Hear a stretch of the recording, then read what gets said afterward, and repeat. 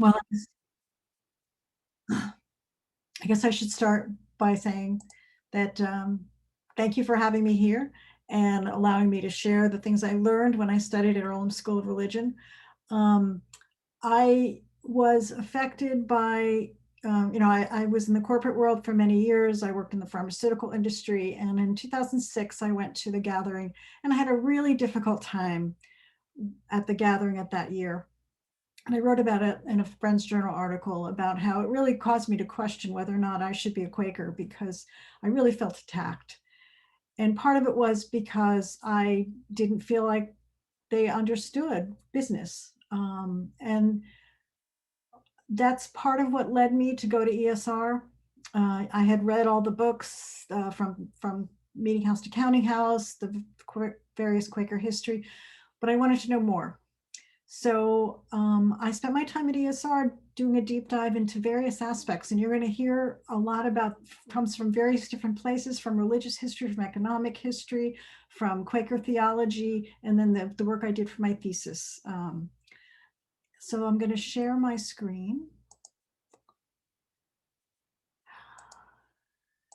Share slideshow from beginning. Okay, so I want you to imagine yourself back in the 17th century. And here's some pictures of some people to put you back in the mood. So clothing is very different.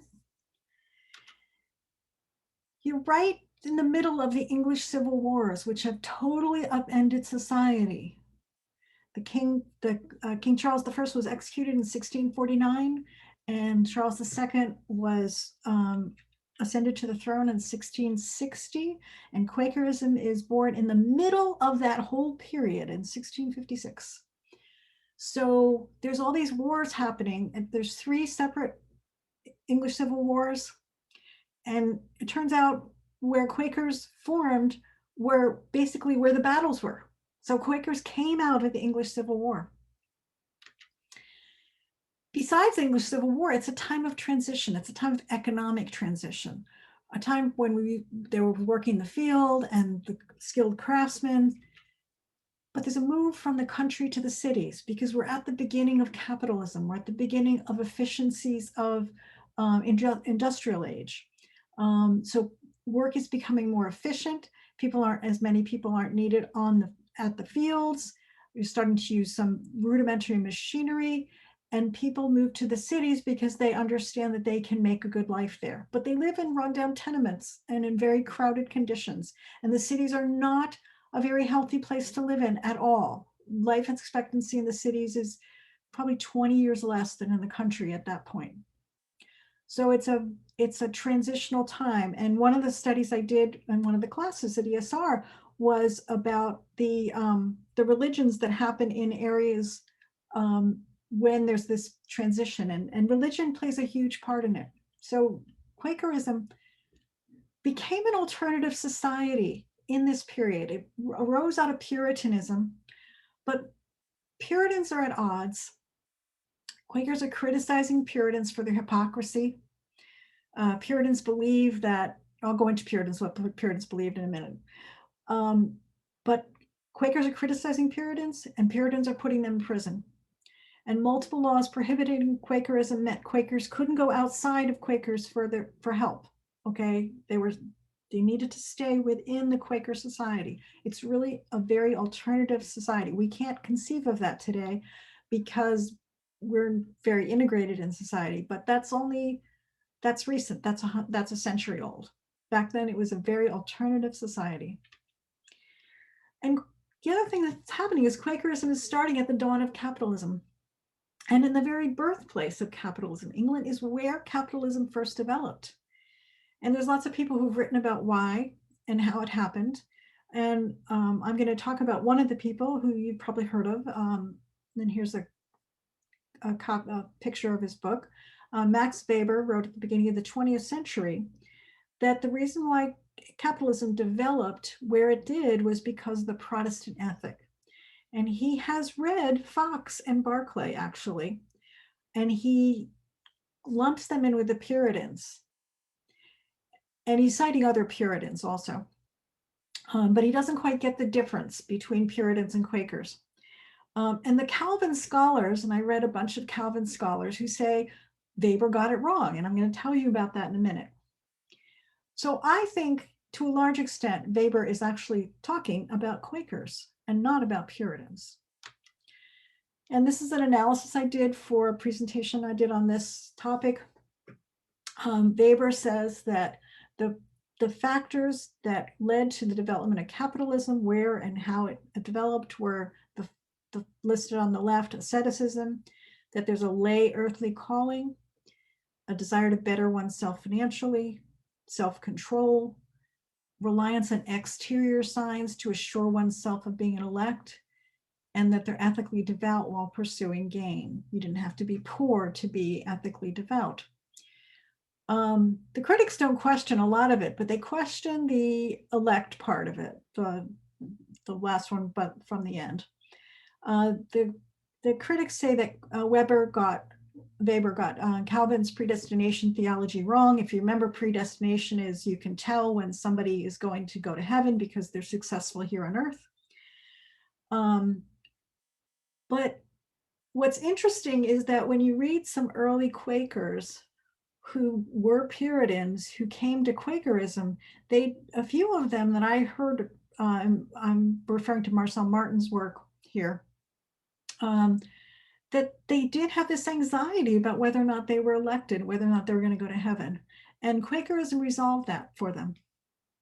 And the last point is that both Puritans and Quakers did preach against greed, but Quakers developed what I'll call as a theology of wealth. Wealth is okay if it's a result of industriousness.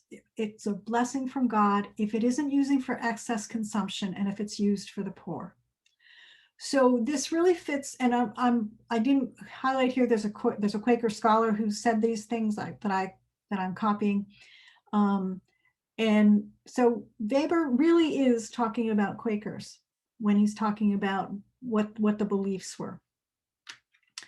But what Weber missed is the topic of debt, and we all know the "Oh no man anything but love," which is Romans 13:8, and I'm going to talk about that now, how that played out. But you need to also understand debt is very different than what we experience today. As I said, we're in a transition period between an agrarian economy to a capitalist. We're in a physical transition period where people are migrating into the cities. There is a shortage of coin. There's a shortage of silver and there's a shortage of gold. Okay, this is the time when people are going on voyages to discover new places for new silver and gold. And there's no paper money. There's no paper money. And everyone is operating on credit, which is debt. Okay. For instance, aristocrats would only pay their bills once a year. You would run up a bill at the local shopkeeper for the meat or the grain you were buying, and you would pay your bill when you could. Everybody is operating on debt. And of course, because we're in a transition period, you really, when you're moving from the rural area to the city, you don't know how money works, because when you're in a rural area, you are farming the land for a landowner, you're living on the land that they own, and you don't need any money. You get everything you need from the land. So, the few needs that you don't get from the land are done by bartering. So you didn't know money. So this is really a time of transition economically. The majority of the population is working class, what they call mechanic. If you're in the city, you're barely, if that, making enough to live on. Everybody in the house has to work. The children had to work. And if you wanted your children to go into a trade, the apprenticeships for children had to be paid for. This wasn't something you got paid while you were an apprentice. And unless you inherited money, you had to borrow money to open a shop or trade. If by chance you didn't pay back the debt, you would lose everything. And I mean everything your family owned, even the clothes. You only kept the clothes on your back, literally. And you had a 10% chance of going to debtor's prison. And because Quakers had an alternative society, they're outside of it, the meetings came to understand that they needed to pay for apprenticeships for poor members. They would lend money to other Quakers, but know that they could be sent to prison for religious reasons. And if that happened, all their goods could be confiscated and they wouldn't have a way to make a living. If they had equipment, their equipment would be confiscated. So they needed to look after each other. So debt has a very different meaning in that world than it does today. Now, another thing I did when I was there is I did a deep dive into what did other people say about debt. And we know the word usury. So let me tell you a little bit about usury, so you know where Quakers are coming from when they start talking about debt. The Catholic Church prohibited usury outright from 1150 to 1450. Interest on money, any interest, zero interest was allowed. And the objective of their teachings was to protect the poor from getting into trouble with debt, with the interest rates. But starting in about 1450, the church develops exceptions for when it's okay to charge interest. And they were intended to facilitate trade, like partnerships, because you think about this time period, they're sending ships out to explore the areas that they're discovering. There was charitable purposes. There was, if you paid back late, you were able to charge late payments. And then finally, they started to be able to allow where if you wanted to buy something for a mortgage, they would let you charge interest. That's what's going on in the background.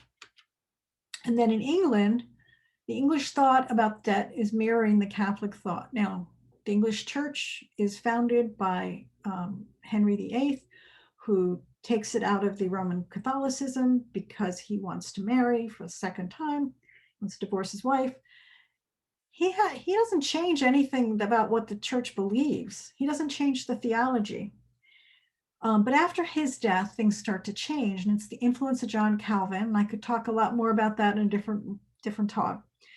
And what comes to be understood by the time Quakers are being formed is the thought that the idea that usury is charging beyond the allowed interest rate, which is like 7 or 8% is considered to be a usual interest rate.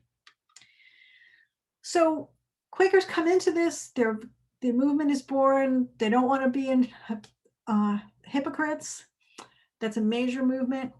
And the first thing that I've been able to discover that they've said about debt is written by the Balby elders in 1656, that all friends that have callings and trades do labor in the thing that is good, in faithfulness and uprightness, and keep to their yea and nay in all their communications, and that who are indebted to the world endeavor to discharge the same, that nothing they may owe to any man but love one another.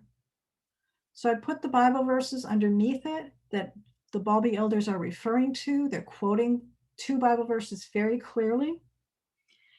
And these Bible verses are used over and over again in Quaker communications about business and about debt. Now, Fox writes 3 letters to business people. And the third one is called The Line of Righteousness. And he says something very similar. And all of what trade or whatever calling, keep out of debts. Owe no man anything but love. Go not beyond your estates for fear that you bring yourselves to trouble and distress and a snare. For a man that would be great and goes beyond his estate, lifts himself up and runs into debt and lives highly of other men's means. He is a waster of other men's and a destroyer.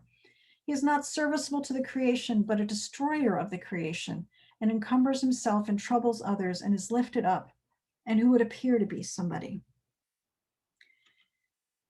Fox also is referring to Romans 13:8 as well. He also often quotes Proverbs 22:7, the rich ruleth over the poor and the borrower is servant to the lender, and Deuteronomy 15:6, for the Lord thy God blesseth thee as he promised thee, and thou wilt lend unto many nations, but thou shalt not borrow, and thou shalt reign over many nations, but that they shall not reign over thee. So he's pretty much against debt if you just read Fox. And I think many people read Fox and they stop there, but there's a lot more. And I'm going to give you a name of somebody that you may not have heard of. His name is Stephen Crisp. He is one of the Valiant 60. He's a missionary to Germany and the Netherlands. And his writings, when you get a copy of the London Yearly Meeting Advices on Trades in an 1822 printing, his writings are bound with those advices on trade. So I think that means is that his writings may have influenced the development of Quaker thought about trade. And of course, he's quoting, "Oh, no man anything but love," just like everybody else is. But he seems to change slightly over time. And he doesn't prohibit debt for all. What he does is he recognizes the differing abilities of people, and that it's dangerous to not realize that because disaster can sneak up unawares. So here's a quote from him. "One shouldn't engage in risking enterprises that depend on," here's a quote, "adventures, increasing crops, gains of trade, or others keeping their word, or any such like certainties, because this could lead to a snare of being unfaithful to their promise before they're aware." So how did Quakers in trade deal with all these censuring voices?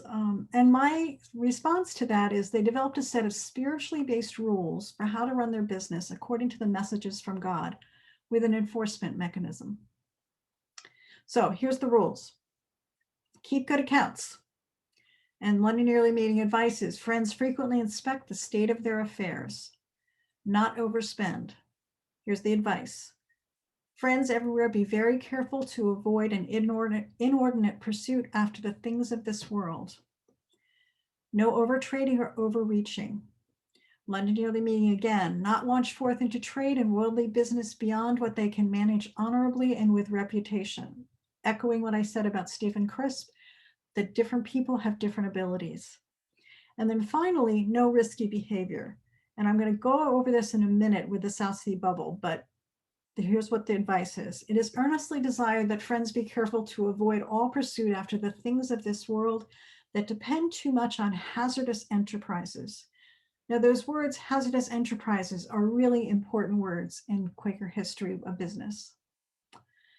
But Quakers were also realistic because they knew they had to come up with something, or they actually did have to come up with something when things went wrong, because they did, because we all know business is a risky enterprise. So what do they do if things go wrong?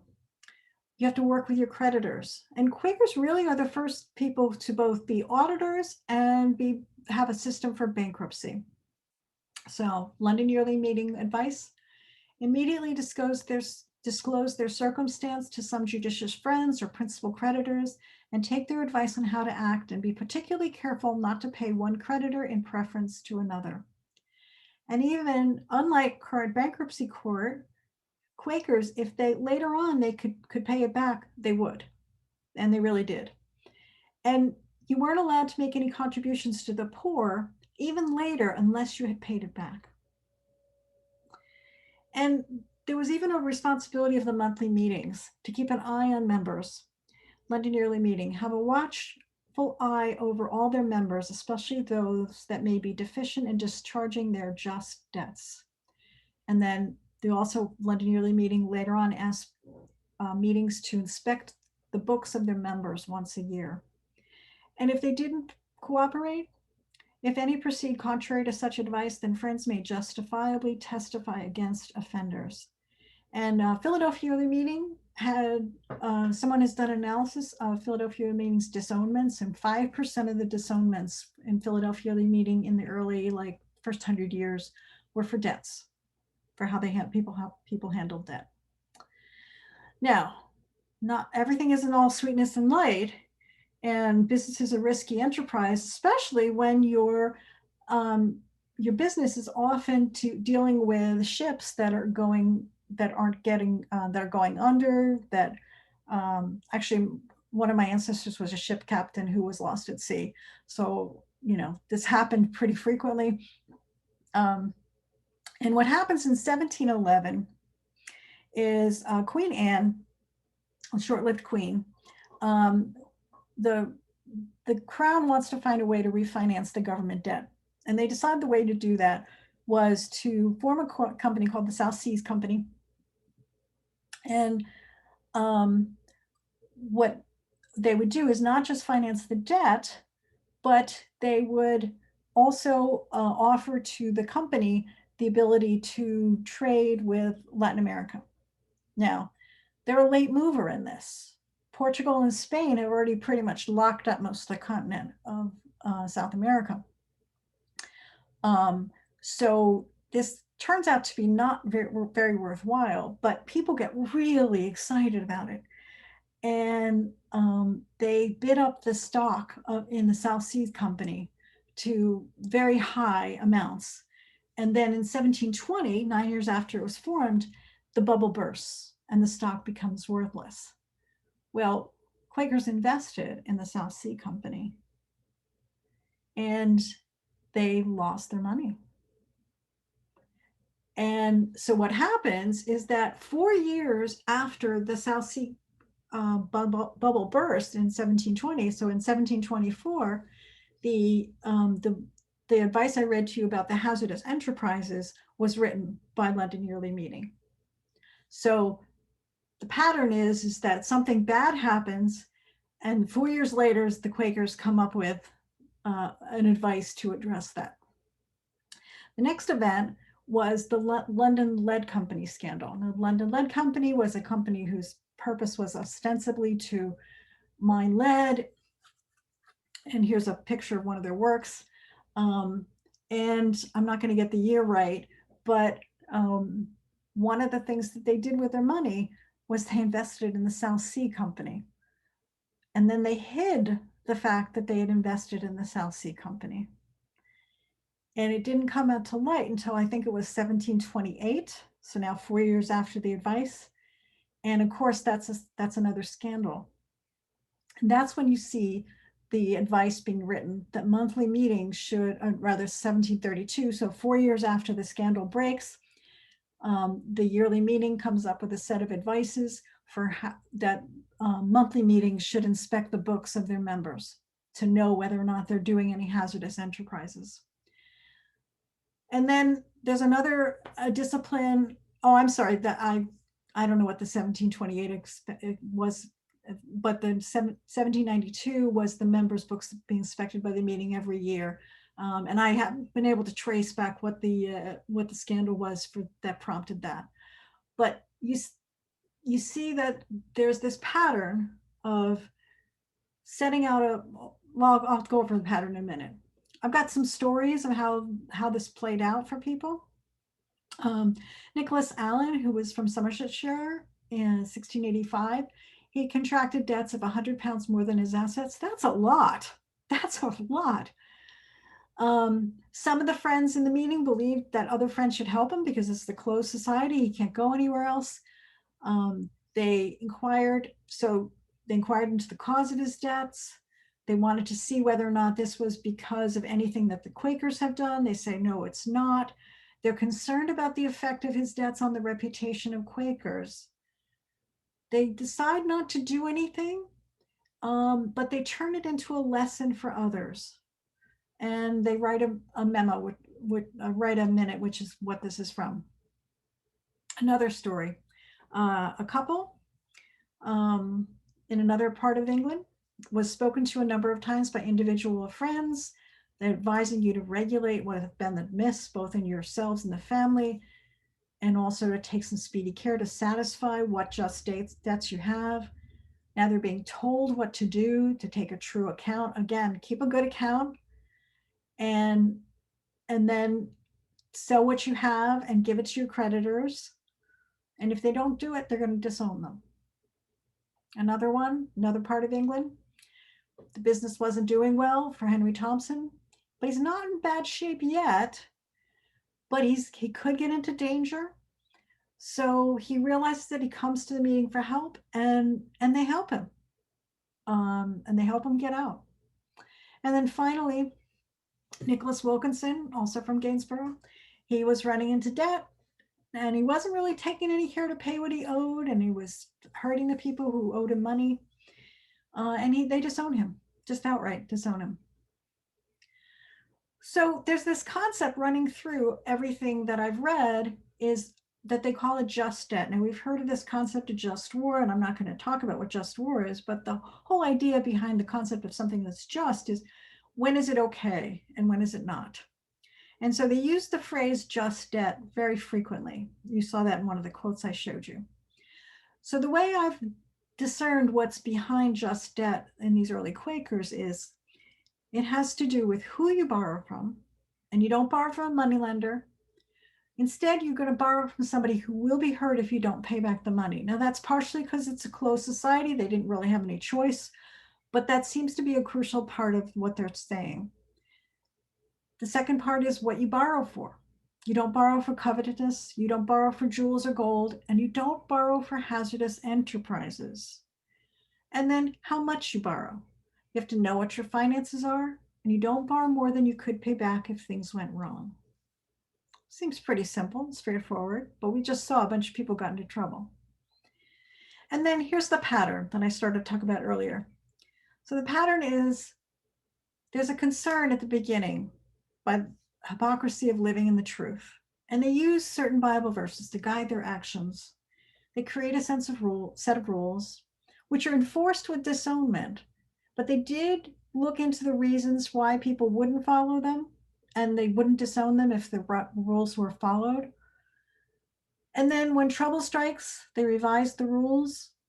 This is a long, slow process, but it leads to a very disciplined set of businesses that were very successful. Now, this discipline is not meant to help them be successful. It's meant to help them follow the wishes of God. But what it ends up doing is it sets a standard for others to follow. And the pattern that Quakers let out with how you dealt with bankruptcy, how you dealt with debt, is followed by many others in this society. So my question is, does the original basis on which Quaker integrity was founded provide us with any direction? And these are the three key verses. But let your communication be yea, yea, nay, nay, for whatever more of this cometh from evil. Matthew 7:12. Therefore, all things, whoever you should do, men should do to you, do even so for them. For this is the law and the prophets. And Romans 13:8. Owe no man anything but love, for he who loveth another has fulfilled the law. And of course, the one price retailing was because of Matthew 5:37. That is why they did one price retailing. But I think the challenge for us today in the business world who are Quakers and who wish to develop our business in an ethical way is, can we develop a set of spiritual rules and guidelines that we should be following? And then finally, was Weber right? Well, it appears that the theology behind Quakers did contribute to a better managed business. But I think importantly, their practices about debt, it also contributed to greater trust. It eliminates cost in the system, and it leads to better success. I mean, the rule of knowing what your just another aside, there were no such thing as accounting principles back then. Okay, so they didn't know how to do accounting. I read an autobiography of a Quaker from Lancaster, William Stout, and he's a very, very successful businessman, and he talks about in his autobiography how much money he has, and it's totally not following accounting principles. So they don't have the tools. So this was really the first attempt to develop tools for how you could take account of your business. And Quakers were innovative in that way. As I said, they're the first auditors. They're the first people with anything to say about bankruptcy. And that's what I've learned, at least some of what I've learned about Quakers and business from studying the historical documents. So thank you.